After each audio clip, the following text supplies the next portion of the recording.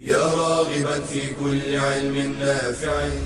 ينمو العلم ويتقدم بتقنياته ومجالاته، ومعه نطور أدواتنا في تقديم العلم الشرعي.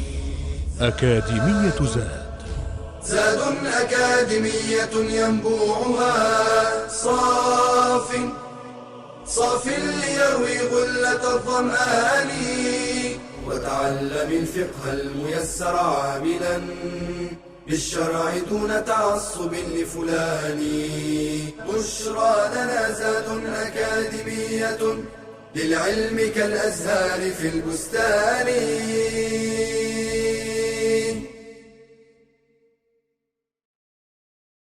بسم الله الرحمن الرحيم. الحمد لله رب العالمين، وأصلي وأسلم على المبعوث رحمة للعالمين نبينا محمد وعلى آله وصحبه أجمعين. Where would the Imam stand? In the last class, we stated that if a woman were to lead other women, she should stand with them in the first row and not to stand in front of them. But if a man is leading others, if they are more than two, meaning that it's the Imam and two or more behind him, he should stand in front, because this is how the Prophet ﷺ used to lead his congregation and his followers all of his life. So whenever there were two, as reported by Imam Muslim, Jabir and Jabbara, they stood behind the Prophet ﷺ. Once they prayed with the Prophet, one stood to his right, one stood to his left. So the Prophet took their hands and made them stand behind him. But what if one is only praying with the Imam? In this case, the follower should stand to the right of the Imam. Ibn Abbas, may Allah be pleased with him, once prayed with the Prophet, night prayer, sallallahu alayhi wasallam, and he stood to his left. So the Prophet took him and made him stand to his right. A common mistake is when the follower tends to retreat a bit and make the Imam in front of him a little bit. So he steps one step back, and this is totally wrong. When two people pray together, they must stand shoulder to shoulder and not leave a gap between them, or the Imam is a little bit front. Okay, what if there are men and women? So by default, women are always at the back, forming a different row or a line. So even if I'm praying with my wife, she doesn't stand next to me. She has to stand exactly behind me. And this was also reported in the hadith of Anas, may Allah be pleased with him, when he said that I prayed alongside another boy behind the Prophet ﷺ, and behind us, our mother or an old woman prayed behind us. Now, what is the ruling if a sinner prays or leads the prayer? Is this permissible? Now, this issue of people being sinners, such as someone who openly smokes, someone whose garment is below his ankle, or any open sinner or an evildoer. As we stated in the previous class, the majority of scholars say that the prayer is valid, because the Prophet, Abdullah ibn Umar, may Allah be pleased with him, prayed behind Al-Hajjaj, also prayed behind Al-Mukhtar ibn Abi Ubayd al-Thaqafi, and he had question marks in his aqeedah. Also, Abdullah ibn Mas'ud, may Allah be pleased with him, prayed behind Al-Walid ibn Uqba ibn Abi Mu'ayt, and he was flogged in drinking intoxicants. So the general rule is whenever a prayer is valid for someone, it is valid for those praying behind him. So this is totally permissible. It's not the best scenario, but if there's no one else, no problem. The Prophet said, alayhi salatu wassalam, that we should follow the Imam.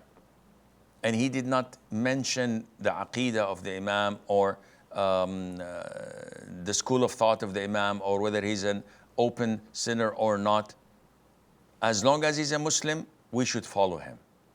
As for the hadith that states pray behind anyone righteous or evildoer, this is not an authentic hadith at all. Okay, now if I'm praying behind the Imam, it should be a prayer of a follower behind his Imam, and his Imam is the leader, which means that there are 4 types of praying behind the Imam. One is the best, and that is to follow your Imam. The Prophet says, alayhi salatu wasalam, the Imam is only appointed to be followed. So when he says takbir, then you say takbir. When he bows, then you bow. When he says Sami Allahu liman hamida, you say Rabbana wa lakal hamd.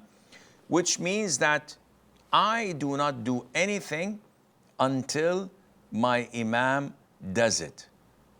So how is this done? The sunnah and the perfection is, I don't start to move until the Imam has moved fully to his position.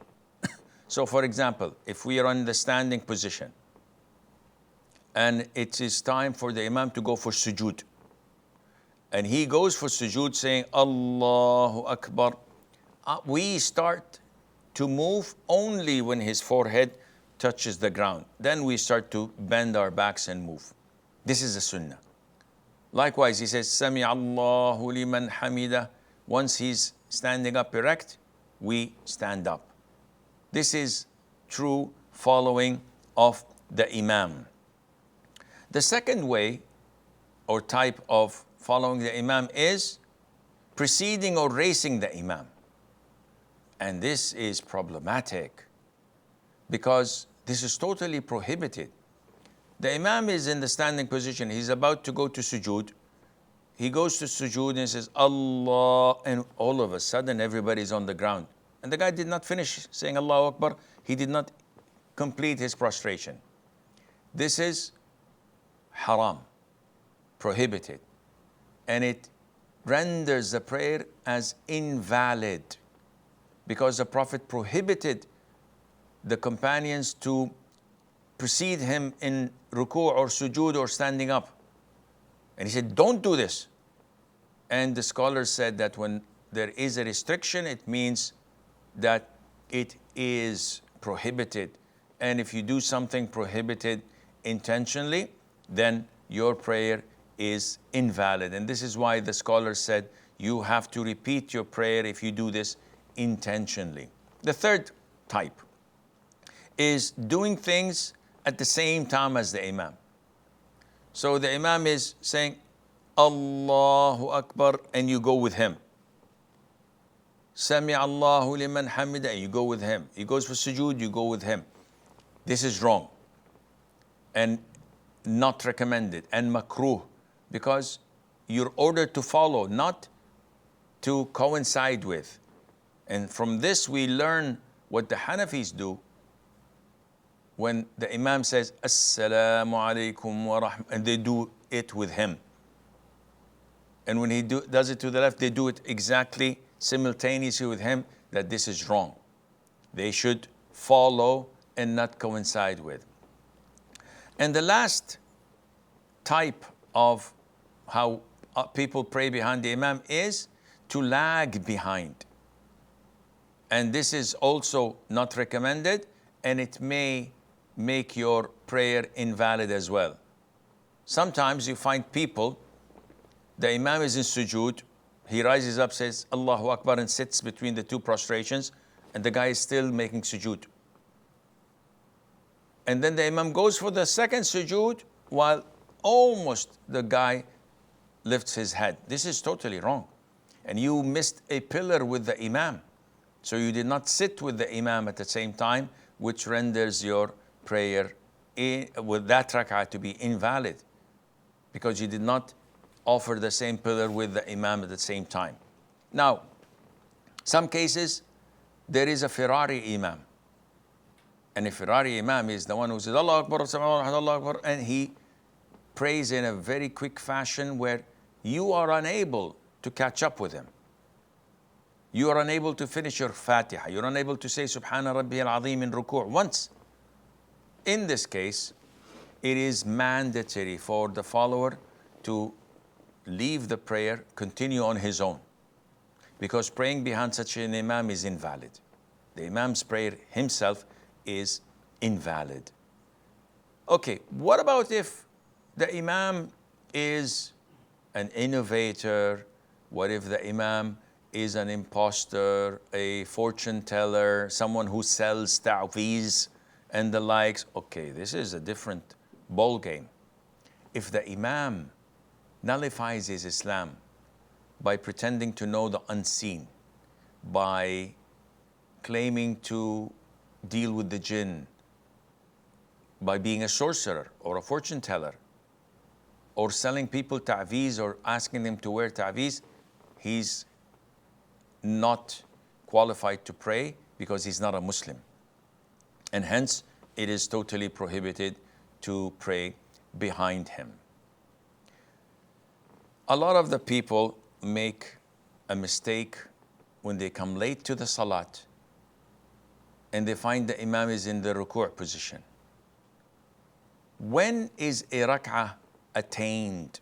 When can I consider my rak'ah valid? Scholars say, if the Imam and I were in the ruku' position for a fraction of a second, this is sufficient. So if I'm able to place my hands on my knees in the ruku' position, a millisecond before the Imam rises up, then my rak'ah is valid, as Ibn Abdul Barr stated, that the majority of scholars say, if you find the Imam in the ruku' position and you do ruku' and place your hands on your knees before the Imam raises his head, then the rak'ah is valid. If not, then you have missed the rak'ah. So again, we come to the same or similar to issues related to the prayer in congregation. Can the intention of the Imam and the follower differ? Yeah, we stated this in the previous class. He could be leading the fard and I could be praying voluntary prayer, or the opposite. No, this is not what I meant. I meant, can the Imam and the follower both pray fard but different fards? What do you mean? Can the Imam pray dhuhr, or let's say the Imam prays asr and the follower is praying his dhuhr because he overslept? The answer is, this is totally permissible. There's no problem in that. So their prayer is valid. Okay, another issue. What if the Imam is leading the prayer and his prayer is invalid and they don't know that? Meaning, what if I led the prayer and after finishing the prayer, and I get this question hundreds of times a day, and after I led the prayer and went home, I discovered that I was not in the state of purity. I wasn't in wudu. So should I call all the congregation by phone and say to them, repeat your prayer? The answer is no. The prayer of the congregation is valid. My prayer is not, because they could not know that I was not in the state of purity. Likewise, if I prayed with najasa on my clothes, knowingly or unknowingly, and the congregation did not know about this, their prayer is valid, alhamdulillah, because they had no knowledge of it. Also, the sunnah for the imam, once he's leading the prayer, is to take it easy on those worshippers. Meaning, some brothers, when they lead the prayer, they prolong the prayer. And this is not from the sunnah. You want to prolong the prayer? Go home. Pray night prayer for 6 hours. I don't mind. But when you lead the prayer, the Prophet says, alayhi salatu wasalam, when one of you leads the people in prayer, let him make it brief, because among them are the weak, the sick, and the elderly. There are old people praying behind you. But when one of you prays by himself, let him make it as long as he wishes. So there's no problem in prolonging your prayer when you are on your own. And the sunnah is, of course, that the first rak'ah is longer than the second rak'ah. And the second is longer than the third, and the third is longer than the fourth. This was the doing of the Prophet ﷺ. Now, how to make the prayer light and not to prolong it? This is not according to your whims and desires or the people's whims and desires. For example, in Fajr prayer, the Prophet used to pray every single Fajr of a Friday, Surah Al-Sajdah and Surah Al-Insan. You're talking about almost 5 pages of the Quran. The people nowadays who said, oh, this is too long. No, it's not. This is the way of the Prophet ﷺ. This is what we follow. And that would not be prolonging it. Likewise in Jumu'ah prayer, the sunnah is to recite سبح اسم ربك الأعلى and هل أتاك حديث الغاشية. So this is part of the sunnah. Someone says, no, recite قل هو الله أحد قل أعوذ برب الفلق. This is better for us. No, it's not better. We follow the sunnah. So you cannot accuse me of prolonging the prayer when all what I'm doing is following the way of the Prophet ﷺ. And this is the measuring tool or measuring stick that we can tell whether this is long or this is short. And Allah Azza wa Jal knows best. وصلى الله وسلم وبارك على نبينا محمد. يا راغبا في كل علم نافع.